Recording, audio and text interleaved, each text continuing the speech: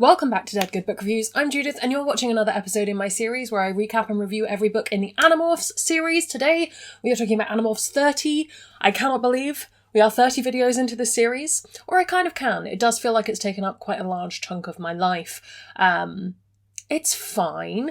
I will say, background info for you, this is probably the Animorphs episode I've procrastinated the most in filming, to the point where I am now 2 weeks late filming it. It's do or die time. I need to get this edited. I need to get this up. We're doing it. I've got energy. Let's go. Today we are talking about The Reunion, which was written in...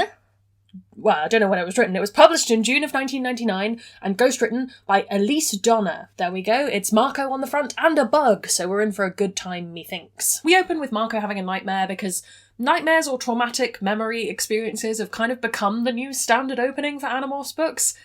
Yay! In the dream, Marco is trying to save his mum from drowning. Again, watch the playlist to find out more about that. But every time he tries, she is swept out into the ocean again. Suffice to say, Marco's day is not getting off to a great start. So Marco catches us, the reader, up on various different things, including the fact that, of course, his mum is not in fact dead. She did not in fact drown the first time, and rather she is enslaved by the aliens invading Earth. Again, if this is making no sense to you, go watch that playlist. Go do it. But Marco is wondering if, after they invaded those Yeerk headquarters underwater that time, his mother did in fact drown, or if she was rescued by the Yeerks. We do not know. When Dad left for work, I took a shower and got ready, with every intention of going to school. Really, I did. But instead, Marco gets on a bus going downtown, where all the lights are bright. But he aims to get lost in the financial district, apparently on the assumption that no one there would know who he was, and maybe he'll go see a movie. As he is standing marvelling at the morning office worker rush, Marco is thwacked over by some woman walking along with a briefcase. Is it the enemy? No, Marco has just been knocked down in a normal way, and he has a very normal response to that. I gave myself a quick once-over. Nothing seriously damaged but my dignity, and set out after the woman who'd so callously whacked me.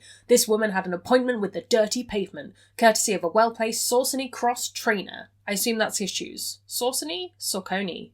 I don't know, it's a brand name I've never heard before. But, and this may come as a surprise, when Marco is following the woman who knocked him down, he realises it is in fact a very bad wig-wearing Vissa 1, his mother. Bum, bum, bum. The woman / Yeerk has not seen Marco, so he ducks behind a pillar. To follow or not to follow? To go back and get the others? To risk losing her? Nah, he's gonna follow her, of course. So she goes into an office building, which Marco can get into, but he's obviously not going to be able to get past security. Because if he causes a big fuss that Vissa's going to see him, she'll realise it's her host body's son, it'll all go a bit pear-shaped. So I stood, just stopped right there by the revolving door and waited for the next person to come through. Whoever it was, their DNA was mine. Now, as you'll know, the idea of acquiring a person's DNA without consent is quite the ethical dilemma amongst the Animorphs. They are generally agreed they probably shouldn't do it. In this case, however, Marco is instead planning on using the trance that DNA acquisition causes in order to sneak himself through on the coattails of a specific person coming into the building. So he convinces the man that walks through, not just any man, it's Mr. Grant. You don't need to know who he is, but that's his name. He convinces him that it is take your son to work day and that Marco is his son. The boyish enthusiasm worked like a charm. I found that if you act like a moron, adults tend to leave you alone. It's when they think you might be as smart as they are that they give you a hard time. A good lesson to learn. So Marco's in the elevator with Vissa 1, and he tries to make it so that Vissa can't really see him. He's been a bit sneaky in the corner of the elevator. At a certain point, he has no choice but to morph very subtly into Fly so he can follow her. Thankfully, the people in this elevator must be some sort of Britishness, because none of them turn around to look at anyone, and it's not until there is a rat-sized half-fly, half-human on the floor that a woman looks down and screams. But by the time anyone looks up and notices, Marco is in Fly form and on Vissa 1's shoulder. I do apologise, he's on her briefcase, he's not on her shoulder. Details. 22nd floor. The elevator slid to a stop. The doors opened and Vissa 1 stepped out into the hallway. I rode on her briefcase to where she stopped, just outside the third door on the right. It was all I needed to know. Time to get out of there and tell the others. So after this series of choices, Marco has now decided to leave, but he gets sucked into the air vents? I don't really understand how air vents work, but he gets sucked into them. And in them, he is knocked about like popcorn in a pan. His only choice is to demorph. So he clambers through the vents and eventually makes his way out into some grey office building where there isn't anyone, until there is, and someone comes in asking for Mr. Grant. Marco has no choice but to violate the Animorphs' top rule. morph human. As in, the rule is to not morph human. You know what I mean. He manages to fob the secretary off with an order for coffee and is just running to the bathroom when, of course, he runs into the real Mr. Grant. "What the?" was all he got out before he slumped to the floor. Worth noting also that you don't morph clothes, so Marco is kind of just in the tatters of his morphing uniform that fit a small boy but does not fit a grown man.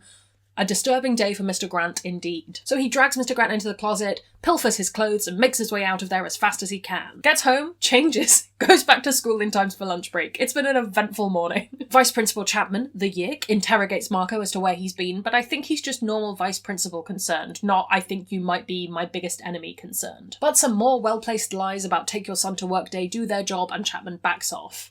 "Just get where you're supposed to be, Marco." "Yes, sir." I should have said, "Yes, you yik-carrying freak," but that would have been fatal. To me. He hasn't had the chance to tell the others about Vissa 1, so it'll have to wait till after school. The overwhelming emotion for Marco at this point is relief. His mum is alive, and that means he has a chance to get her back. "You're sure she didn't recognise you and knock you down on purpose?" Rachel demanded. "Yeah," I said. "Anyway, she thinks I'm a controller. Remember when we went after the Yiks underwater complex? Don't forget, we spoke. She thinks I'm one of them. So why would she smack me unprovoked? And if she knew the truth about me, she'd have done more than just knock me down." I'd forgotten all of that was the case because this series it's complicated. Complicated things. The last time that Vissa 3 saw Vissa 1, it was the Animorphs saving her life, right? So, Vissa 3 thinks Vissa 1 is a traitor. So she's on the run from Vissa 3, which would explain the disguise, but where is she getting Kandrona rays? None of this is adding up. And why? If Vissa 3 is after her, is she here, of all places? Rachel reckons she's here to take down Vissa 3 and reclaim her power. Is this the opportunity the Animorphs need to finally divide and conquer? Time to devise a plan. They need to get into her office, and the best way to do that is going to be from the roof. So they can fly up there, obviously, but to avoid the air vent issue that Marco had, they're going to go for a heavier bug. It's cockroach time. Jake, Cassie and Rachel all have plans, so it looks like it's a Marco, Tobias and Axe trip this time. But they do wonder if Marco ought to be going. "I don't believe this crap," I said. "We've been through this before. The mission comes first. Personal hang-up second. I'm in. I'm going. Period." They concede, but on the condition that if anything requires a judgment call, it is Tobias's call to make, okay? Bit rude to Axe, but to be fair, he does make choices based on the flavour of foods. So Jake pulls Marco to one side because he's sure there's something Marco isn't telling them. "Marco, you're my best friend, but if you ever go off like that again, you and I will have serious problems." In the old days, I'd have said, "Bite me," or something equally brilliant. Now I said, "Okay, understood." It was all I could do to stop myself from saying, "Yes, sir." And so, that night, a bunch of birds meet on a windowsill ready to fly onto the roof of a building and break into the office of possibly the most evil woman in the galaxy. And looking into that office window, the lights are on and someone is home. So they morph cockroach, get into the building, ready to infiltrate. They get there by sliding down the banisters, which sounds both terrifying and incredibly thrilling as someone who never managed to figure out sliding down banisters as a kid. Narrowly escaping being stamped on by a random man. Of course, it wouldn't be Animorphs without random stampings from random men. That sounded weird. It's probably fine. They make it to the Vissa's office and it all seems perfectly normal.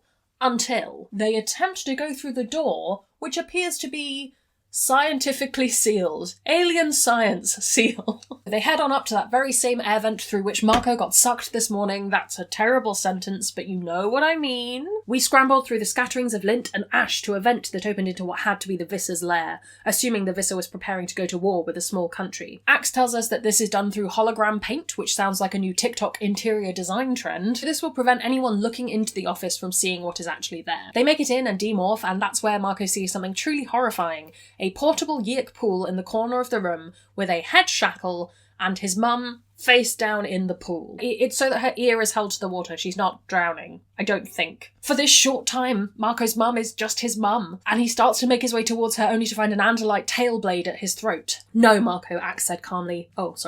"No, Marco," Axe said calmly. "Vissa 1 will be back in your mother's head the second she senses any danger, and you could not open those locks with force. They are no doubt controlled by brainwave interface, so that the Yik can maintain control even outside your mother's body. Thank you for answering my question of, why don't we just undo the restraints?" Marco makes the very hard decision to just leave his mum where she is. There is nothing he can do about her right now. In the corner, they notice a console with a satellite dish and an image that seems very familiar to them, and it would seem that Vissa 1 knows about the Free Hawk Bajir colony.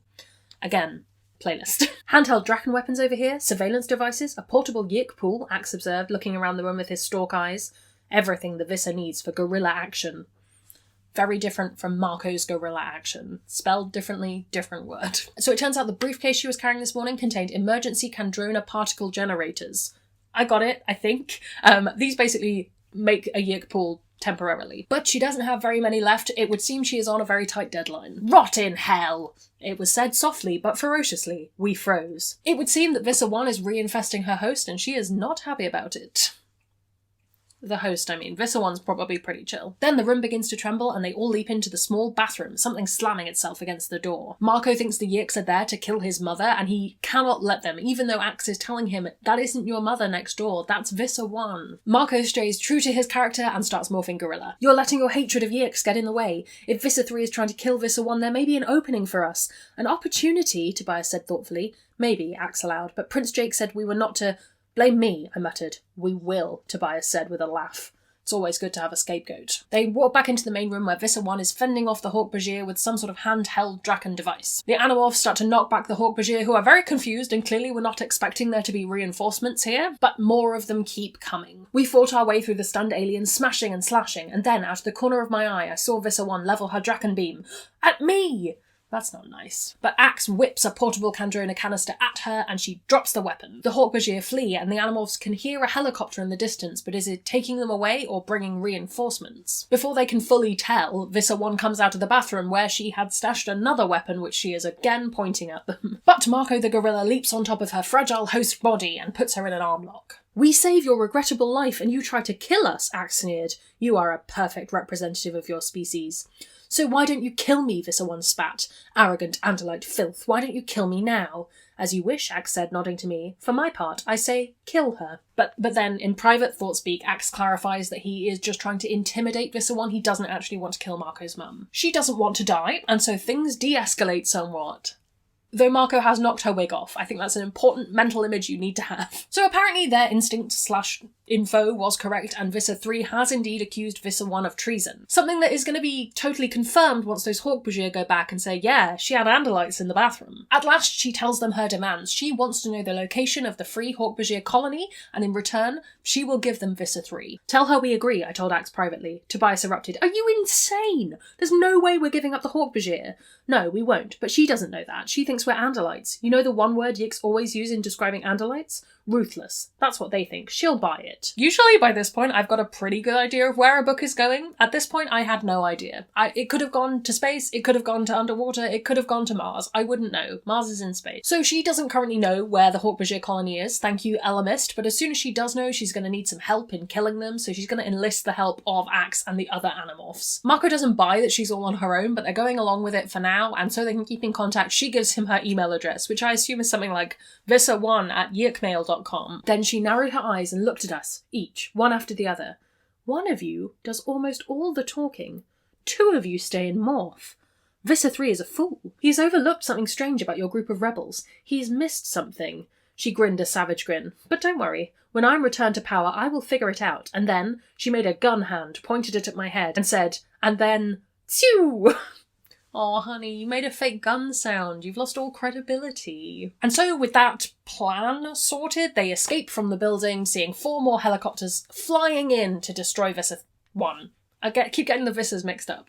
But they know that all they're going to find is an empty room. Well, Marco, you've just agreed to betray Jarahami, Toby, the entire Hawk-Bajir colony. You'd better have a plan. I do.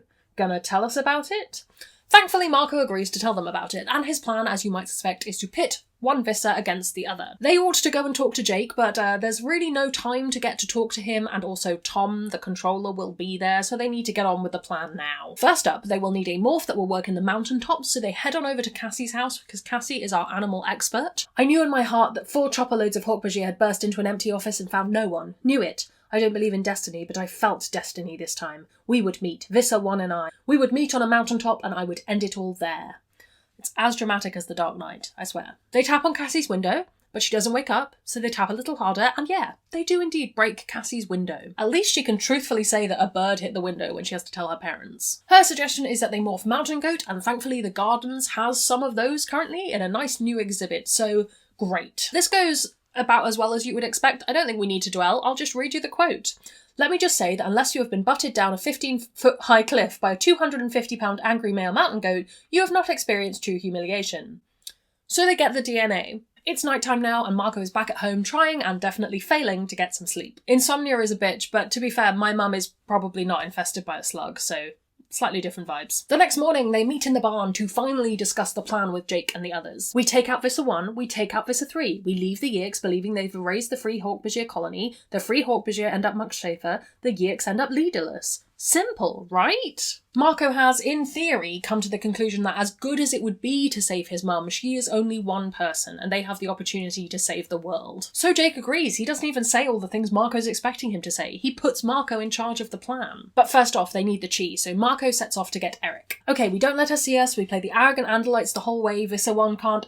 She's your mother, Cassie exploded. She's not Visser 1, she's your mother. Is everyone just going to let this happen? Cassie's saying what we're all thinking. Marco is in denial and this is not going to go well. But no one comments, and so Marco just keeps going. So in theory, they're going to lean on Visser 1's probable hatred of Andalites and the fact that she will assume that they're just going to be arrogant and awful, and that will distract her from seeing the trap. Marco heads over to the computer and with a little bit of help from Axe, sends an untraceable message that sets everything in motion. Marco meets Tobias in town where Visser 3 gets out of the car. Tobias tells her she needs to follow his instructions. She's going to cross paths with Chapman, which she is not particularly happy about given that Chapman is Visser 3's right-hand man. Of course, the moment he sees her, he's going to turn her in. Exactly the point, Yeek. You want Visser 3. Surely you understand that we had to attract his attention. We are delivering him. Do not question me again. It's that Andalite arrogance coming into play. The, whatever the opposite of a meet cute is, goes to plan, with Chapman spotting Visser 1, doing a bit of a double take, and rushing off to tell Visser 3. Meanwhile, Tobias leads Visser 1 away, and Marco hops on top of a bus to follow them. It's not the best way to travel, but it'll work for now. When they get to the JC Penney, which is where they have headed, Marco meets with Jake and lets him know that everything is so far going to plan, which means of course it is about to go wrong. I've got it here, Jake corrected. Don't forget Marco, you stay quiet. I know, I said, a little exasperated.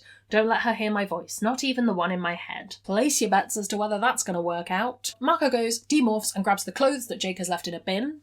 Good friend. All while Jake morphs to bird and lands on Marco's shoulder.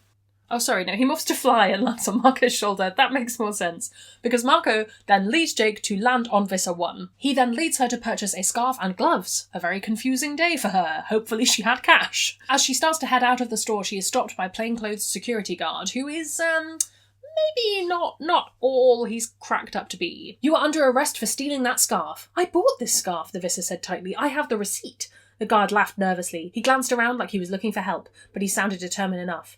If you reach into your purse for the Draken Beam I'm sure you have, I will kill you right here and now, traitor. Uh-oh. Thankfully, Rachel is there to intervene and she causes something of a public scene, which forces that security guard to let her go. What can I say? Rachel does her best work in shops. Strategically avoiding security cameras, they all make their way out of the store. It would seem there is more than just the Animorphs following Visser 1. She is definitely being followed by human controllers. Everything is kind of coalescing into what could either be an excellent plan or a terrible mess. Let's find out which. She buys ropes, gloves, boots, all the relevant stuff, and she hops in a rented car, and they drive into the mountains. Everyone is in the car, in roach form, except for Tobias and Axe. It's Cassie's turn to talk, since she's the one that Visser 1 might trust the most. She's going to try and, wear her down a little bit. Your troops, when they arrive, will need to cut their way in. My troops? We are not fools either, Cassie said. You do not intend to merely arrest or discredit Visser 3. You intend to kill him. We both know that with his morphing ability, he is far more powerful than you with your unstable human host body. I can deal with Visser 3.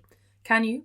We've tried many times, and yet he still lives. Showing humility as an Andalite is surely going to get her on side. The line they're feeding her is that they think she is going to be much easier to defeat than Visser 3, which lulls her into a false sense of confidence. Also does just serve as a reminder of how deadly Visser 3 is. But Visser 1 isn't stupid. She's seen the reports from the battles. She's noticed that while Hawkbajir and Taxons get killed, no human controller is ever killed. She knows. She knows that only humans would spare humans. She knows, Jake said, or at least suspects.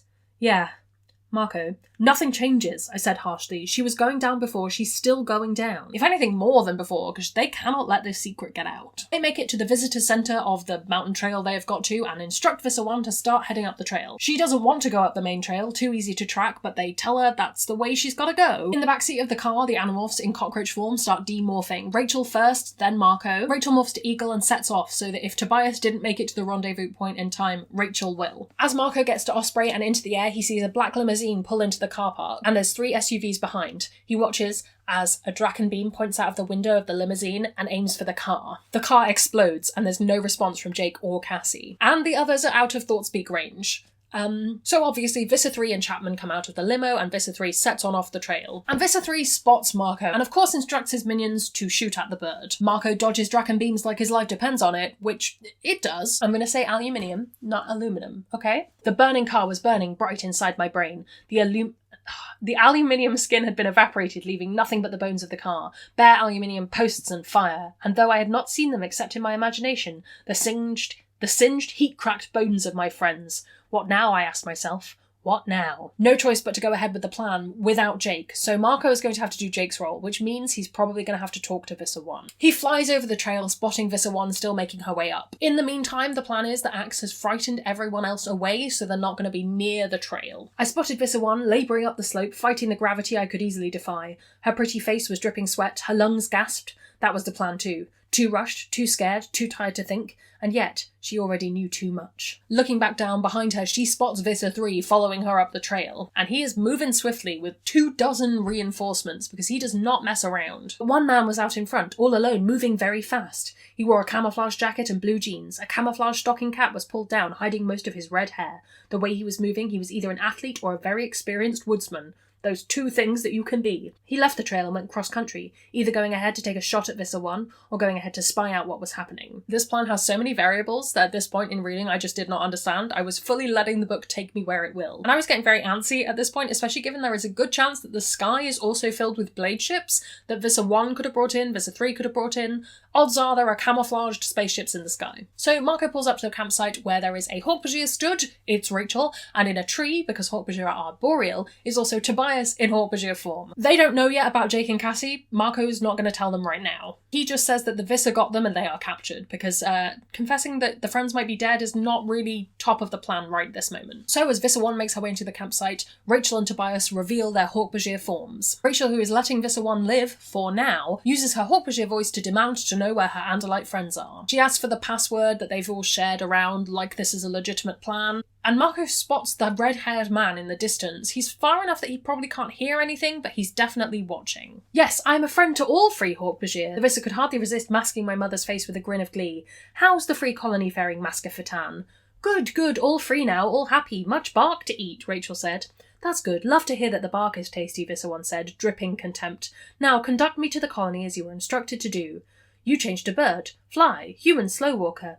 Sadly, I am ill, Visser 1 said. She made a little cough. I am unable to morph at the moment. I will have to travel as a human. Rachel and Tobias point her towards a high rock summit that they have decided is the location of the colony. It's a good place for an Animorph battle. And the Visser obviously believes that this has been disguised with holograms because everything in this series is disguised with holograms. The climb is going to take more than the 2-hour morph limit, so Axe is in place to kind of swap out as needed. And if Axe can't be there, then Rachel and Tobias are just going to have to figure out ducking out of sight, demorphing, remorphing. It's a lot of risk, but a lot of reward. They have it handled as much as they can, so Marco heads on down to check on the other Yeerk party. Red-haired man has rejoined that group who are swiftly making their way up the mountain, so it stands to reason that Visser 3 now knows that Visser 1 is in league with some Hawkbajir, but he doesn't yet know why. And more things are going wrong. No one has seen Axe. They do not know where he is. Rachel's convinced the whole plan has gone wrong. They should just shove Visser 1 off a platform and hope for the best. Tobias interrupts them and ultimately sides with Marco. He trusts Marco. He believes in the plan. One quick check on Visser 3 again, and then he's going to demorph. Chapman is not having a good time climbing the mountain. He thinks they should just kill Visser 1 and be done with it. Why? Because you are weak and tired? No, Visser 3 said. She is heading for the Hawkbajir fugitives. I know it, either to unite them or to prove their existence to the Council of 13 and discredit me. I will have her and the Hawkbajir fugitives. Visser 3 has enough non-human reinforcements with him. He's not worried about the humans being able to catch up. Someone vaguely criticises the fact that the Hawkbajir were able to escape in the first place, and he cuts their hands off. You will all only hinder my progress, Visser 3 spat. I will proceed alone from here. The Hawkbajir and Taxons will join us soon, and the fleet stands ready. Catch up when your frail bodies allow. I have a morph that will do very nicely for these challenges. Alien morph time. He becomes some kind of crab chameleon creature is the best way I can describe it. It's very exciting, but it does make him harder to spot. As Marco finally lands and demorphs, he finally hears from Axe. This is great news, except for the fact that Axe relays that those reinforcements that Visser 3 was talking about are on the way and they are going to go past Marco. Time to become a goat. We need reinforcements. You know some private army you can call? Because if you do, now would be the time, I yelled. It was sarcastic. I didn't expect him to take me seriously. But before I could object, Axe had caught the breeze and was heading downhill, letting gravity give him speed. I think I know what he's grabbing, but we will wait and see if I'm right, and I will recap later. Marco eventually makes it to mountain goat form and makes his way up the hill. He is so nimble, there is no chance of those Hawkbudgers catching him. He's just going. Someone's trying to call me. I swear this video is cursed. It's cursed in some way, shape or form. It's just never going to be done. I'm going to import all the footage and it'll all be terrible. Right, we had Crab, Chameleon, Visser 3. Marco made it to Mountain Goat. Marco is going up the mountain in his mountain goat form, and he passes Visser 1 and Rachel, making their way up to the top of the mountain. He waits up at the top where there is a fatal fall in 3 out of the 4 directions. What isn't there is a hidden valley of free Hawkbudger, which the Visser is probably going to notice as soon as she manages to get up from where she has collapsed with exhaustion on the floor. Marco could push her off the edge, but he doesn't. So this is the part that should be Jake. He needs to talk to her, but she cannot know it's him. Well, Andalite or human or whatever you are behind that morph, you'd better know one thing. My loyal forces fill the sky, betray me and you'll be blasted apart. Right, yes, the sky forces, this is gonna be fine. Oh, but there have been so many double bluffs. Eric is up here after all. At this point, we do not know. Either he removes the projection he has been projecting or begins projecting a beautiful Hawkbudger valley with little Hawkbudger hopping and skipping about in glorious freedom. Okay, we fulfilled our end of the bargain, I muttered. Now it's up to Visser 3. She smiled right at me. I know you. I know you, don't I? I am an Andalite warrior. That's all you need to know. No, Andalites don't make jokes, let alone human popular culture references. No, you're human. And, she searched her memory, rolling her eyes up.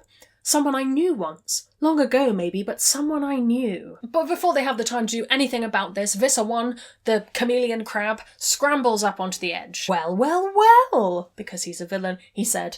What's this? Visser 1 perched on the edge of a free Hawkbudger colony, chatting amiably with 2 free Hawkbudger and, unless I miss my guess, an Andalite? The 2 of them both have eyes in the sky, but while Visser 3's ships are armed and dangerous, Visser 1's ships have been making a recording of the Hawkbudger Valley to incriminate the 3rd Visser. She pulls out what seems to be a cell phone from her backpack and tells the troops to attack. But Visser 3 also has a recording of her firing upon the Hawkbudger, so what are we meant to think? Suddenly, the sky overhead seemed to part like a cloth being torn at the seam, and there appeared a ship like none I had ever seen. Huge, larger than the Visser's blade ship. This is, according to the very confused Visser 3, a Nova-class Empire ship. So the bug fighters and blade ships emerge, it's filled to the brim with weapons and other ships. Everyone accuses everyone of treachery and incompetence, respectively. A sizzling hole appeared in Visser 3's colour-shifting shell. My mother screamed. She staggered and fell. Her clothes were stained red. No, I cried. I leaped at Visser 3, head down, horns ready. Marco, stop, Rachel cried. It's the plan. It has to happen. It has to happen. She has to... But it's too late. Marco has slammed into Visser 3. And Visser 1 has shot Marco instead of the Visser. Visser 1 calls for her ships to destroy the colony, to kill all the Hawkbudger. And that's when we learn that this is not in fact the colony, it is in fact a hologram being projected by Eric. And the Draken beams are instead hitting a side of a mountain, which causes a fissure to open up. The fissure had separated us, Visser 3 and now an army of rushing eager Hawkbudger controllers on one side, Rachel and Tobias trapped there with them. I was on the other side of the fissure, so was Visser 1, my mother. We were alone. Marco moves to face Visser 1 and lunges towards her. I love you, I whispered, and then I lunged. The boy, she whispered, amazed. It's the boy. Just as she goes to shoot, an orange and black blur knocks Marco out of the way. That's right. Jake and Cassie are alive and well. Jake pins Marco down as Visser 1 teeters on the edge and then does in fact fall. They then watch as the free Hawkbudger brought by Axe, yes, I was right, that was who he was going to get, also join the fray. In the sky, a battle raged between the Empire ship and the Blade ship with its fighters. Not my problem anymore. Nothing was my problem. All I had to do was listen to the voice in my head saying, hold on, Marco. Hold on, man. Hold on. Battle ends. Marco stays in bed for the next week. His dad believes him when he says he's ill, and in fairness, mental health is a thing. He is indeed ill. So, to explain why they are still alive, turns out Jake and Cassie very quickly went back to Roach Morph to survive being, you know, cooked. Jake was only halfway through the morph, so it takes Cassie to convince him to wake up and demorph and remorph, and all their DNA got reset. It was all fine. I listened to what he had to say. Listen to how Visser 3 had escaped, how the Free Hawk-Wajir had lost 5 of their people in the battle. I didn't care. And a couple of days go by, and then Rachel visits, and she lets Marco know that she went back and checked for Visser 1's body, and there wasn't anything there. And there was also no evidence that something had been destroyed by the Yix cleaning up after themselves. Could the bug fighter Marco saw have saved his mother's life? No. Impossible. Nice try, Rachel, I said. She shrugged.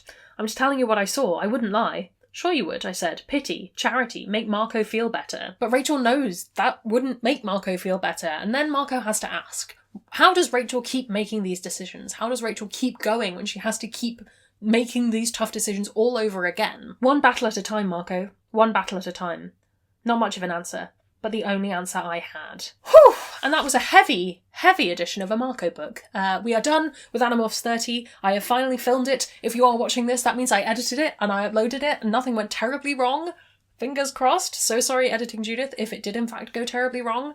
We're okay. Just a reminder, if you want to come have a chat about Animorphs, you can come join my Discord. If you would like early access to Animorphs videos, there are going to be quite a few as we are rearing up to Animorphs April. You can join my Patreon at a particular tier or above. You get all my videos early. Hooray. Give this video a like if you're enjoying this series. I haven't asked you to do that for a while. I think that would be a nice thing that you could do because as I say, I have quite a lot of filming to do in the next few weeks, and I am trying desperately to stop this weird procrastination habit I've developed with these videos. Fingers crossed I can make it happen. Thank you so much for watching. I hope you are well, and I hope that no one in your family has been taken over by a parasitic slug from outer space. That's all from me, and I will see you in the next one.